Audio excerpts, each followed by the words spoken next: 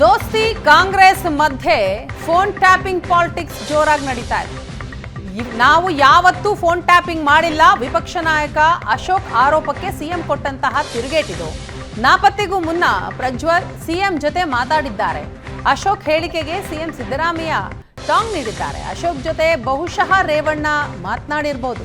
ಕೇಂದ್ರ ಸರ್ಕಾರ ಜೊತೆ ಜೆಡಿಎಸ್ ಮೈತ್ರಿ ಅಲ್ವಾ, ರೇವಣ್ಣ ಅಶೋಕ್ ಜೊತೆ ಮಾತಾಡಿರಬಹುದು ಅಂತ ಸಿಎಂ ಹೇಳ್ತಾರೆ. ಮುಂದೆಯೂ ಫೋನ್ ಟ್ಯಾಪಿಂಗ್ ಮಾಡೋದಿಲ್ಲ ಅಂತ ಹೇಳ್ತಾರೆ ಸಿದ್ದು.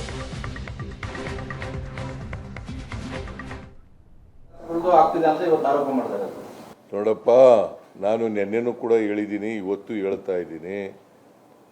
ಹಿಂದೆ ನಾನು ಚೀಫ್ ಮಿನಿಸ್ಟರ್ ಆಗಿರ್ಬೋದು, ನಮ್ಮ ಸರ್ಕಾರ ಈಗ ಇರ್ಬೋದು, ಯಾವತ್ತೂ ಕೂಡ ಫೋನ್ ಟ್ಯಾಪಿಂಗ್ ಮಾಡಿಲ್ಲ, ಮಾಡಲ್ಲ, ಮಾಡೋದೂ ಇಲ್ಲ.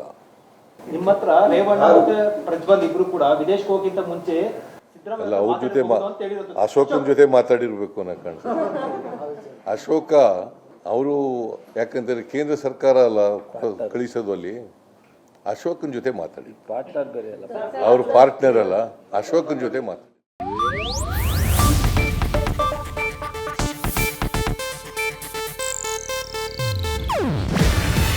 ಇದು ಏಷ್ಯಾನೆಟ್ ನ್ಯೂಸ್ ನೆಟ್ವರ್ಕ್ ಪ್ರಸ್ತುತಿ.